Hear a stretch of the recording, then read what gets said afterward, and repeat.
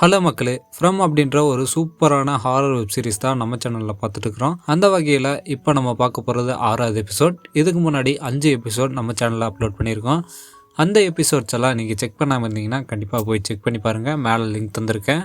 இப்போ நம்ம பார்க்க போகிற இந்த 6வது எபிசோடு உங்களுக்கு புரியணுன்னா அந்த 5 எபிசோடை நீங்கள் பார்த்துட்டு வந்தால் தான் உங்களுக்கு கண்டிப்பாக இந்த 6வது எபிசோடானது புரியும். கண்டிப்பாக பார்த்தே ஆக வேண்டிய ஒரு சீரீஸில் இந்த ஃப்ரம் சீரீஸும் ஒன்றா தான் இருக்குது. நம்ம லாஸ்ட் எபிசோடில் என்ன ஆச்சுன்னு பார்த்துட்டு அதுக்கப்புறம் இந்த 6வது எபிசோடை ஸ்டார்ட் பண்ணிக்கலாம். கடைசி எபிசோடில் ஈத்தனை கொல்றதுக்கு சாரா கத்தி எடுத்துட்டு அவள் வீட்டுக்கே போய் ஈத்தனை கூப்பிட்டு வந்திருப்பா. அதுவும் வெளியே கூட்டிகிட்டு வந்துட்டு அவனை கொல்ல ட்ரை பண்ணும்போது நேத்தன் தடுத்ததுனால நேத்தன் அந்த இடத்துல இறந்து போயிருப்பான். இதை நம்மளுக்கு காட்டிட்டு அந்த 5வது எபிசோடானது அப்படியே முடிச்சிருப்பாங்க.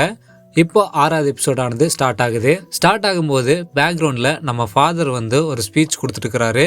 அப்படி ஸ்பீச் கொடுத்துட்டு இருக்கும்போது அந்த டவுனில் என்ன நடக்குதுன்றதை அப்படியே நம்மளுக்கு காட்டுறாங்க. ஒரு பக்கம் நம்ம ஷெரீஃபும் டெப்யூட்டி ஷெரீஃபும் நம்ம நேத்தனோட பாடியை எடுத்துகிட்டு போய் பதிச்சுட்டு இருக்கிறாங்க. அண்ட் இன்னொரு பக்கம் பார்க்கும்போது 4th எபிசோடில் இந்த குடிகாரனுக்கு ஒரு ரேடியோ ஷெரீஃப் ஆஃபீஸ்லேருந்து கிடச்சிருக்கும். அந்த ரேடியோ அடிக்கடி ஒர்க் ஆகும் அப்படின்ற மாதிரி டெப்யூட்டி ஷெரீஃப் சொன்னதுனால அந்த ரேடியோவை எடுத்துகிட்டு வெளியே போயிருப்பான். ஏன்னா ஏதோ ஒரு கம்யூனிகேஷன் இங்கேருந்து, அதாவது இந்த டவுன்லேருந்து வெளியே யாராவதுக்கு கிடைக்குமா, அதை வச்சு இந்த டவுன்லேருந்து தப்பிச்சிடலாமா அப்படின்ற மாதிரி பிளான் பண்ணுறதுக்காக இவன் எடுத்துகிட்டு போயிருப்பான். அந்த ரேடியோவை ரெடி பண்ணுறதுக்கான வேலைகளை இவன் பார்த்துட்டு இருக்கிறான். அதாவது அந்த ரேடியோவுக்கு தேவையான பொருட்களை எல்லாம் இவன் 1 by 1 கலெக்ட் பண்ணிட்டு இருக்கிறான். இது நம்மளுக்கு காட்டுறாங்க. இன்னொரு பக்கம் ஜூலி காலனி ஹவுஸுக்கு வெளியே விக்டர் தோண்டி வச்சு அந்த குழிகளெல்லாம் பார்த்துருக்குறா. பார்த்துட்டு திரும்ப காலனி ஹவுஸ்க்குள்ளே உள்ளே போகலாம் அப்படின்ற மாதிரி போகும்போது அங்கே யாரோ நிறைய ஃப்ளவர்ஸ் எல்லாம் கட்டி வச்சு ஒரு சின்ன பொக்கே மாதிரி ரெடி பண்ணி வச்சுருக்காங்க. அதை இவ போய் சிரிச்சுட்டே எடுத்துகிட்டு திரும்பவும் காலனி ஹவுஸ்க்குள்ளே போயிடுறா. திரும்பவும் நம்மளுக்கு சர்ச்சை தான் காட்டுறாங்க. சர்ச்சை காட்டும்போது ஃபாதர் ஸ்பீச் எல்லாம் கொடுத்து முடிச்சிடுறாரு. எல்லாருமே போயிடுறாங்க. அந்த சமயத்தில் நம்ம ஹீரோயின் மட்டும் அங்கே நின்றுட்டுக்கிறாங்க.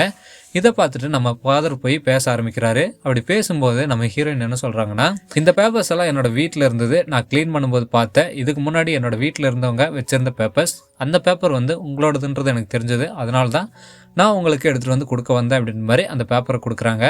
நம்ம ஃபாதரும் அந்த பேப்பரை வாங்கிக்கிறாரு. வாங்கிட்டு என்ன கேட்குறாருன்னா, இப்போ ஈத்தன் எப்படி இருக்கா அப்படின்ற மாதிரி கேட்கும்போது நம்ம ஹீரோயின் என்ன சொல்கிறாங்கன்னா, ஈத்தன் கொஞ்சம் பயத்தில் தான் இருக்கான், அவன் கொஞ்சம் ரொம்பவே பயந்துருக்கான், சாரா எதுக்காக இப்படி பண்ணா அப்படின்ற மாதிரி ரொம்பவே யோசிச்சுட்டு கொஞ்சம் பயப்பட்டுக்கிறா அப்படின்ற மாதிரி நம்ம ஹீரோயின் சொல்கிறாங்க. சொல்லிட்டு என்ன கேட்குறாங்கன்னா, இன்னும் இந்த சாரா பொண்ணு உயிரோடு தான் இருப்பான்ற மாதிரி நீங்கள் நினைக்கிறீங்களா அப்படின்ற மாதிரி நம்ம ஃபாதர்கிட்ட கேட்கும்போது ஃபாதர் என்ன சொல்கிறாருன்னா, வாய்ப்பு இருக்குது, அவள் உயிரோடு இருக்கவும் வாய்ப்பு இருக்குது, அதே மாதிரி இறந்து போகிறதுக்கும் வாய்ப்பு இருக்குது அப்படின்ற மாதிரி சொல்கிறாரு. ஆனால் எதுவுமே பார்த்தீங்கன்னா கிளியராக சொல்ல மாட்டேங்கிறாரு.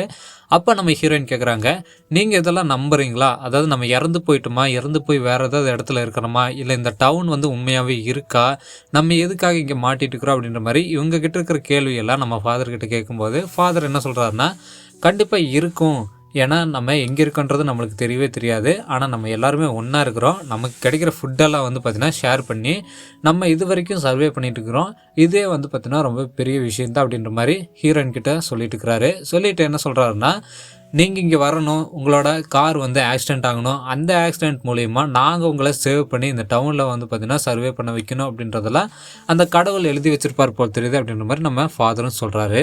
நம்ம ஹீரோயினை ஃபாதர் அனுப்பி வச்சுட்டு என்ன பண்ணுறாருன்னா அந்த சர்ச்சுக்குள்ளே போகிறாரு. அப்படி போகும்போது அங்கே ஒரு டோர் இருக்குது. அந்த டோரை ஓப்பன் பண்ணிவிட்டு அங்கே ஒரு பேஸ்மெண்ட் மாதிரி இருக்குது. அந்த பேஸ்மெண்ட்டுக்கு சின்னதாக ஒரு விளக்கொன்று ஏற்றிட்டு அவர் அந்த விளக்கு எடுத்துகிட்டு அந்த பேஸ்மெண்ட் கீழே போகிறாரு. அப்படி போகும்போது நம்மளுக்கு காட்டுறாங்க, அங்கே ஒரு நபர் கட்டி போட்டு வச்சுருக்காரு நம்ம ஃபாதர். அது யாருன்னு பார்க்கும்போது அது வேறு யாருமே இல்லை, அந்த சாரா பொண்ணு தான். அந்த சாரா பொண்ணை கட்டி போட்டு வச்சுட்டு இவர் என்ன பண்ணுறாருன்னா அந்த விளக்கு எடுத்து போய் வச்சுட்டு சாரா பொண்ணை பார்த்துட்டு ஒரே ஒரு வார்த்தை தான் சொல்கிறாரு, நம்ம 2 பேருமே பேசி ஆகணுமே அப்படின்ற மாதிரி சொல்கிறாரு. இந்த சீனை நம்மளுக்கு இப்படியே காட்டிட்டு இந்த 6வது எபிசோடோட டைட்டில் போட்டு நம்மளுக்கு இந்த 6வது எபிசோடானது ஆரம்பிக்குது. டைட்டில் முடிஞ்சதுன்னு நம்ம ஷெரீஃபும் டெப்யூட்டி ஷெரீஃபும் அந்த பாடியை புதைச்சி முடிக்கிறாங்க. அப்படி புதைச்சி முடிச்சதுக்கப்புறம் நம்ம ஷெரீஃப் என்ன சொல்கிறாருன்னா, நான் திரும்பவும் அந்த ஃபாரஸ்ட்டுக்குள்ளே போகணும்னு நினைக்கிறேன், ஏன்னா அந்த ஃபாரஸ்ட்டுக்குள்ளே போனால் தான் இங்கேருந்து, அதாவது இந்த டவுன்லேருந்து நம்ம வெளியே போகிறதுக்கான வழியை கண்டுபிடிக்க முடியும் அப்படின்ற மாதிரி நம்ம டெப்யூட்டி ஷெரீஃப் கிட்ட நம்ம ஷெரீஃப் சொல்லிட்டு இருக்கிறாரு. அப்போ நம்ம டெப்யூட்டி ஷெரீஃப்க்கு கோவம் வந்ததுனால அங்கேருந்து கிளம்பிடுறாரு. அப்போ நம்ம ஷெரீஃப் சத்தம் போட்டு கேட்குறாரு, நான் இங்கே ஒருத்தன் பேசிகிட்டு இருக்கிறேன், நான் பேசிகிட்டு இருக்கவே நீ போறியா அப்படின்ற மாதிரி கேட்கும்போது நம்ம டெப்யூட்டி ஷெரீஃப் என்ன சொல்கிறாருன்னா, உங்களுக்கு சாகணும்னு விருப்பம் இருந்ததுன்னா நீங்கள் அந்த ஃபாரஸ்ட்டுக்குள்ளே போங்க அப்படின்ற மாதிரி நம்ம டெப்யூட்டி ஷெரீஃப் சொல்கிறாரு. அப்போ நம்ம ஷெரீஃப் சொல்கிறாரு, நான் ஒரு டைம் அந்த ஃபாரஸ்ட்டுக்குள்ளே போய் மாட்டிக்கிட்டதுனால தான் இப்போ நம்ம வச்சுட்டுக்கிற அதாவது அந்த மந்திர தாயத்துக்கள் கிடச்சிது. அதனால தான் நம்ம வந்து பார்த்திங்கன்னா இப்போ நிம்மதியாக வீட்டுக்குள்ளே இருக்க முடியுது. அதனால நான் திரும்ப என்ன பண்ணுவேன்னா ஒரு டென்ட் எடுத்துகிட்டு அந்த மந்திரக்கல்லையும் எடுத்துகிட்டு அந்த ஃபாரஸ்ட்டுக்குள்ளே போகிறேன். ஃபாரஸ்ட்டுக்குள்ளே போய் நம்ம இந்த டவுனை விட்டுட்டு தப்பிக்கிறதுக்கு ஏதாவது வழி இருக்கா அப்படின்ற மாதிரி நான் செக் பண்ணி பார்க்குறேன் அப்படின்ற மாதிரி நம்ம ஷெரீஃப் சொல்லுவார். அப்படி சொல்லும்போது நம்ம டெப்யூட்டி ஷெரீஃப் என்ன சொல்லுவார்னா, உங்களுக்கு வந்து சாகணும்னு விருப்பம் இருந்தால் போங்க, எனக்கு வந்து சுத்தமாக நம்பிக்கையே இல்லை இங்கேருந்து தப்பிச்சு போவேன்னு. ஆனால் நீங்கள் வந்து செத்தே தான் ஆவேன் அப்படின்றது நினச்சிங்கன்னா நீங்கள் கண்டிப்பாக அந்த ஃபாரஸ்ட்குள்ளே போங்க அப்படின்ற மாதிரி நம்ம டெப்யூட்டி ஷெரீஃப்னு சொல்லிடுறாரு. இதை நம்மளுக்கு இப்படியே காட்டுறாங்க. நம்ம ஹீரோ என்ன பண்ணுவார்னா ஒரு ப்ளக் எடுத்து வச்சு அதை செக் பண்ணிட்டு இருப்பாரு. அப்படி செக் பண்ணிட்டு இருக்கும்போது நம்ம ஹீரோயின் வந்து பார்க்குறாங்க. என்ன பண்ணிட்டு இருக்கிறீங்க அப்படின்ற மாதிரி நம்ம ஹீரோ கிட்ட கேட்டதோடனே நம்ம ஹீரோ சொல்கிறாரு, இங்கே பாரு இந்த ப்ளக்கில் வந்து பார்த்தீங்கன்னா எந்த ஒரு கனெக்ஷனும் இல்லை அப்படின்ற மாதிரி சொல்கிறாரு. அப்போ நம்ம ஹீரோயின் கேட்குறாங்க, எனக்கு புரியல அப்படின்ற மாதிரி சொன்னதோடனே நம்ம ஹீரோ அந்த ஒயர் எடுத்து காட்டுறாரு. அந்த ஒயரை பார்க்கும்போது வெளியே மட்டும் பார்த்தீங்கன்னா அந்த பிளாஸ்டிக் இருக்குது, உள்ளே வந்து எந்த ஒரு கோர் ஒயருமே இல்லை.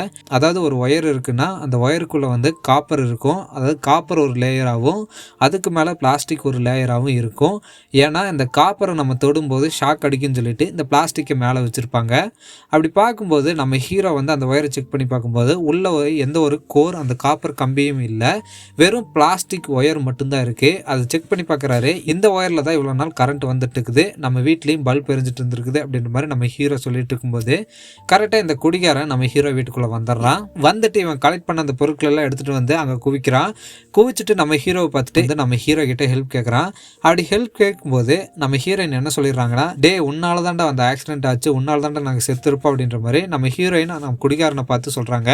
அப்படி சொல்லும்போது நம்ம ஹீரோ தடுக்கிறாரு. அப்போ இந்த குடிகாரன் என்ன சொல்கிறான்னா, இங்கே பாருங்க மேம், முதல் விஷயம் என்னன்னா நான் அந்த காரை ஓட்டல, அந்த காரை ஓட்டுனது என்னோடய ஃப்ரெண்டு. அது மட்டும் இல்லாமல் என்னோடய ஃப்ரெண்டு இப்போ உயிரோடும் இல்லை, அது உங்களுக்கே நல்லா தெரியும். புரிஞ்சுக்குங்க, நம்ம இந்த டவுனை விட்டு தப்பிச்சு போகணுன்னா அதுக்கு உங்களோட ஹஸ்பண்டோட ஹெல்ப் எனக்கு வேணும். அதனால இப்போ நம்ம அந்த விஷயத்துக்கு வரலாமா அப்படின்ற மாதிரி நம்ம குடிகாரனும் சொல்கிறான். இந்த சீனை நம்மளுக்கு இப்படியே காட்டுறாங்க. காட்டிட்டு இன்னொரு பக்கம் நம்ம ஃபாதர் தான் காட்டுறாங்க. நம்ம ஃபாதர் என்ன பண்ணுவார்னா இவர் பாட்டுக்கு நம்ம சாரா கிட்ட பேசிட்டு இருக்கிறாரு. பேசிட்டு பக்கத்தில் வந்து அந்த கட்டை அவுத்து விட்றாரு. இங்கே பாரு, என்னால் உனக்கு எந்த ஒரு பிரச்சனையும் வராது, சத்தம் போடாது அப்படின்ற மாதிரி சொல்லிட்டு அவளோட வாய்க்கட்டை அவுத்து விட்றாரு. வாய்க்கட்டை அவுத்து விட்றது நம்மளுக்கு காட்டுறாங்க. இதை காட்டிட்டு திரும்பவும் நம்மளுக்கு காலனி ஹவுஸ் தான் காட்டுறாங்க. காலனி ஹவுஸில் நம்ம ஜூலி வந்து இந்த எபிசோடோட ஆரம்பத்திலே ஒரு ஃப்ளவர் புக்கேவை எடுத்துகிட்டு வந்திருப்பா. அந்த ஃப்ளவர் புக்கேவை எடுத்துகிட்டு வந்து அவளோட ரூமில் வச்சு அப்படி வச்சுட்டு இருக்கும்போது நம்ம பாத்திமா வர்றா. ஏன்னா இவங்க 3 பேருமே ஒரே ரூம்ல தான் இருப்பாங்க. அதாவது நம்ம ஜூலி, பாத்திமா, அப்புறம் நம்ம ஷெரீஃபோட பையன், இவங்க 3 பேருமே ஒரே ரூம்ல தான் இருப்பாங்க. அப்படி இருக்கும்போது இவன் வந்து அந்த ஃப்ளவர் எடுத்துகிட்டு வந்து ஒரு பாட்டில் வச்சுட்டு இருக்கிறா. அதை வந்து நம்ம பாத்திமா பார்த்துட்டு ஃப்ளவர் எல்லாம் நல்லா இருக்குது, காட்டுக்குள்ளே இருந்து பறிச்சுட்டு வந்தே அப்படின்ற மாதிரி நம்ம ஜூலியை பார்த்து கேட்கும்போது ஜூலி என்ன சொல்கிறான்னா, இல்லை நான் காட்டுக்குள்ளெல்லாம் போய் பறிச்சுட்டு வரல, இது நம்ம காலனி ஹவுஸ்க்கு வெளியே அந்த லாபியில் தான் இருந்தது, நல்லா இருந்தது, அதான் நான் எடுத்துகிட்டு வந்தேன், யாரோ பறித்து வச்சுருந்தாங்க அப்படின்ற மாதிரி சொல்கிறா. சொல்லிவிட்டு சரி வா நம்ம வெளியே போகலாம் அப்படின்ற மாதிரி நம்ம பாத்திமா வந்து ஜூலியை கூட்டிகிட்டு போயிடுறா.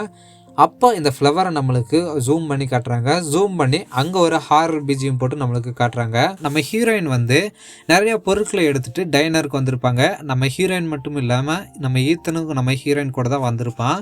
அப்படி வந்திருக்கும் போது இவங்க என்ன பண்ணுறாங்கன்னா, நம்ம அம்மாவை பார்த்துட்டு இந்த மாதிரி பொருட்கள் இருக்குது, நான் உள்ளே வைக்கலாமா அப்படின்ற மாதிரி கேட்டதோடனே இவங்களும் கூட்டிகிட்டு போகிறாங்க டைனருக்குள்ளே. அப்போ நம்ம ஈத்தன் வந்து உள்ளே வர்றதுக்கு பயப்படுறான் டைனருக்குள்ளே. அப்போ நம்ம ஹீரோயின் பார்க்குறாங்க. பார்த்துட்டு என்ன சொல்கிறாங்கன்னா, சாரா இங்கே இல்லை, நீ பயப்படாத, உன்னை இங்கே வந்து காயப்படுத்துறதுக்கு இங்கே யாருமே இல்லை, நீ வா, நான் இருக்கணும்ல அப்படின்ற மாதிரி சொல்லிட்டு உள்ளே கூட்டிகிட்டு போகிறாங்க. கூட்டிகிட்டு போயிட்டு இவங்க எடுத்துகிட்டு வந்த பொருட்களை எல்லாம் அங்கே வைக்கிறாங்க. இந்த டைனரில் எதுக்காக நம்ம ஹீரோயின் வந்து பொருட்களை வச்சுருப்பாங்கன்னா, இந்த டவுனில் இருக்கிற மக்கள் எல்லாருமே அவங்கக்கிட்ட இருக்கிற எக்ஸ்ட்ரா பொருட்களை எடுத்துகிட்டு வந்து இந்த டைனரில் தான் வைப்பாங்க. அதனால தான் நம்ம ஹீரோயினும் அவங்க வீட்டில் இருக்கிற எக்ஸ்ட்ரா பொருட்களை எடுத்துகிட்டு வந்து இந்த டைனரில் வைக்கிறாங்க. அப்படி நம்ம ஹீரோயின் வந்து அவங்க எடுத்துகிட்டு வந்த பொருட்களை வைக்கும்போது அங்கே வந்து ஒரு பிரேஸ்லெட் இருக்குது. அந்த பிரேஸ்லெட்டை எடுத்து பார்க்குறாங்க. அந்த பிரேஸ்லெட்டை பார்த்துட்டு நம்ம ஹீரோயின் ஷாக் ஆகுறாங்க. இதை நம்மளுக்கு காட்டிட்டு திரும்பவும் நம்ம குடிகாரனையும் ஹீரோயின் தான் கட்டுறாங்க. இவங்க 2 பேரும் என்ன பண்ணியிருப்பாங்கன்னா, ஃபாரஸ்ட்குள்ளே ஒரு பெரிய மரம் ஒன்று இருக்கும், அந்த மரத்துக்கு கீழே போயிட்டுருப்பாங்க. போயிட்டு அந்த மரத்தை பார்த்துட்டு அங்கேயே நிற்கிறாங்க. அப்போ இந்த குடிகாரன் கேட்குறான் நம்ம ஹீரோ கிட்ட, நீ என்ன வேலை பார்த்துட்டு இருந்த அப்படின்ற மாதிரி கேட்டதோடனே நம்ம ஹீரோவும் சொல்கிறாரு, நான் அமேஸ்மெண்ட் பார்க்கில் வேலை பார்த்துட்டு இருந்தேன். இவன் சிரிச்சுட்டே கலாய்க்க ஆரம்பிச்சிடறான். நான் வந்து பார்த்தீங்கன்னா பல கோடி மதிப்புள்ள ப்ராஜெக்டில் வேலை செஞ்சுட்டு இருந்தேன், உன்னை பார்க்கும்போது ரொம்ப சிரிப்பாக இருக்குது அப்படின்ற மாதிரி இவன் கலாய்ச்சதுனால நம்ம ஹீரோவுக்கு கோபம் வந்துடுது. இந்தாடா நீயே பார்த்துக்கடா உன்னோட வேலையை அப்படின்ற மாதிரி இவர் கிளம்ப ஆரம்பிச்சிடுறாரு. இப்படி இவர் கிளம்ப ஆரம்பித்ததோடனே இவன் வந்து தடுக்கிறான். சாரி நான் தெரியாமல் சொல்லிட்டேன், வா நீ இல்லாமல் என்னால் ஒன்றுமே பண்ண முடியாது, நான் இனிமேல் பேசவே மாட்டேன், நான் எந்த வேலைக்குமே பிரயோஜனம் இல்லாத நீ வா அப்படின்ற மாதிரி நம்ம ஹீரோவை இவன் கூட்டிகிட்டு போகிறான். நம்ம ஹீரோவை இவன் எதுக்கு கூட்டிகிட்டு போவான்னா இவனால் மரமேறி மேலே போய் அந்த ஆண்டனாவை கட்ட முடியாது, அதனால தான் நம்ம ஹீரோவை இவன் கூட்டிகிட்டு போகிறான். ஏன்னா இவன் வச்சிருக்கிற ரேடியோக்கு தேவையான பொருட்களை இவன் கலெக்ட் பண்ணிட்டான். ஆனால் அந்த ரேடியோ வேலை செய்யணும்னா மேலே ஹைட்டில் ஒரு ஆண்டனா கட்டியாகணும். அப்படி கட்டினா தான் அந்த ரேடியோவை இவங்களால ஒர்க் பண்ண வைக்க முடியும். அதனால தான் இந்த குடிகாரன் என்ன பண்ணுவான்னா நம்ம ஹீரோவை கூட்டிகிட்டு வந்திருப்பான். இப்படி இவங்க 2 பேருமே சமாதானமாகி அந்த மரத்துக்கிட்ட போகிறாங்க.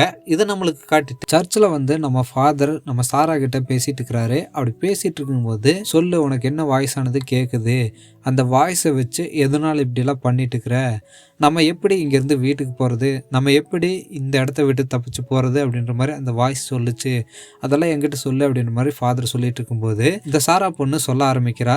எனக்கெல்லாம் அது கண்டிப்பாக தெரியாது, ஆனால் அந்த வாய்ஸ் சொல்லுச்சு, அதனால தான் நான் அதை செஞ்சேன், நேத்தன் வந்து அதனால தான் இறந்து போனா அப்படின்ற மாதிரி நம்ம சாரா பொண்ணு சொல்லிட்டு இருக்கும்போது எதை வச்சு அந்த வாய்ஸை நம்புற, நம்மளாம் வீட்டுக்கு போகலான்ற மாதிரி அந்த வாய்ஸ் சொல்லுச்சு, அதெல்லாம் வந்து பார்த்தீங்கன்னா உண்மையாகவே நடக்குமா இல்லை உனக்கா தோணுதா அப்படின்ற மாதிரி நம்ம ஃபாதர் கேட்கும்போது இல்லை அதெல்லாம் நான் நம்பருக்கான காரணம் இருக்குது அப்படின்ற மாதிரி நம்ம சாரா பொண்ணு சொல்ல ஆரம்பிக்கிறா.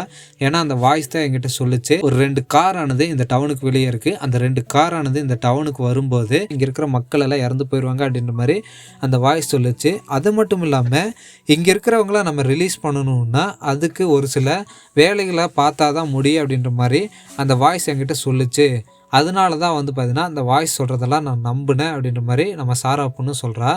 அப்படி சொல்லும்போது நம்ம ஃபாதர் என்ன கேட்குறாருன்னா இதெல்லாம் வந்து பார்த்தீங்கன்னா நம்புற மாதிரியே இல்லையே, இதுக்கான ஆதாரம் என்ன இருக்குது, இதுக்கான ப்ரூஃப் எங்கே இருக்குது அப்படின்ற மாதிரி நம்ம ஃபாதர் கேட்டதோடனே அந்த வாய்ஸ் ஆனது நம்ம சாரா பொண்ணுக்கு திரும்பவும் கேட்குற மாதிரி காட்டுறாங்க. ஏன்னா சாரா பொண்ணு வந்து பார்த்தீங்கன்னா ஒரு மாதிரி ஆகிறா, அவளோட ரியாக்ஷனே வந்து பார்த்தீங்கன்னா வேறு மாதிரி இருக்குது. இதில் நம்மளுக்கு காட்டிட்டு திரும்பவும் கொஞ்ச நேரம் கழிச்சு நார்மலாகி இந்த சாரா பொண்ணு வந்து பார்த்தீங்கன்னா அந்த வாய்ஸ் சொல்ல ஒரு நோட் பேப்பரில் சாரா வந்து என்ன பண்ணியிருப்பான்னா அந்த வாய்ஸ் சொல்ல ஒரு பேப்பரில் வந்து பார்த்தீங்கன்னா அந்த வாய்ஸ் சொல்கிற டிராயிங்கை வரைஞ்சிட்டு நம்ம ஃபாதர்கிட்ட கொடுத்துட்டு இது வந்து பார்த்தீங்கன்னா நீங்கள் இந்த டவுனுக்கு வரும்போது ஒரு பேக் எடுத்துகிட்டு வந்தீங்க, அந்த பேக்கை வந்து ஒரு இடத்துல புதைச்சிங்க, அப்படி புதைக்கும் போது இந்த பொருளெல்லாம் அந்த பேக்கில் இருந்தது அப்படின்ற மாதிரி நம்ம சாரா பொண்ணு சொல்கிறா. அதை பார்த்துட்டு நம்ம ஃபாதரும் அந்த பேப்பரில் என்ன இருக்குதுன்னு பார்க்குறாங்க. அப்படி பார்க்கும்போது நம்ம ஃபாதர் வந்து பார்த்திங்கன்னா ஷாக் ஆகுறாரு. இதை நம்மளுக்கு காட்டிட்டு திரும்பவும் நம்ம ஹீரோவை தான் கட்டுறாங்க. நம்ம ஹீரோ வந்து பார்த்தீங்கன்னா அந்த மரத்து மேலே ஏறிட்டு இருக்கிறாரு. எதுக்குன்னா அந்த ஆண்டனாவை கட்டுறக்கு நம்ம ஹீரோவானவர் மரத்து மேலே ஏறிட்டு இருக்கிறது நம்மளுக்கு காட்டுறாங்க. அதே சமயம் அந்த குடிகாரன் கீழே நின்றுட்டு இருப்பான். அப்படி கீழே நின்றுட்டு இருக்கும்போது இவனுக்கு வந்து ஒரு சில இல்யூஷன் வர ஆரம்பிக்குது. மரத்து மேலே யாரோ இறந்து கிடக்கிற மாதிரியும் அதே சமயம் ஒரு கன் எடுத்துட்டு இவனை யாரோ சுட வர்ற மாதிரியும் ஒரு சில இல்யூஷன் இவனுக்கு வரும்போது அப்போ இவன் கண்ணில் ஒரு சிம்பிளானது தெரியுது. அதாவது இதுக்கு முன்னாடி அந்த பேஸ்மெண்ட்டில் இவன் பார்த்த சிம்பிள் வந்து திரும்ப இவன் கண்ணுக்கு தெரியுது. அந்த சமயத்தில் நம்ம ஹீரோ வந்து இவனை அந்த இல்யூஷன்லேருந்து ரிலீஸ் பண்ணுறாரு. இவனை கண்ணத்து மேலேயே 2 விட்டு உனக்கு என்னாச்சு, ஏன் இப்படி இருக்க அப்படின்ற மாதிரி நம்ம ஹீரோ கேட்கும்போது இவன் என்ன பண்ணுறான்னா அந்த இடத்த விட்டு போயிடுறான். நம்ம ஹீரோக்கு எந்த ஒரு பதிலும் சொல்லாமல் அப்போ நம்ம ஹீரோ என்ன பண்ணுறாருன்னா அந்த ரேடியோவை போய் செக் பண்ணி பார்க்குறாரு. அந்த ரேடியோவை செக் பண்ணி பார்க்கும்போது அந்த ரேடியோ ஆனது ஒர்க் ஆகுது.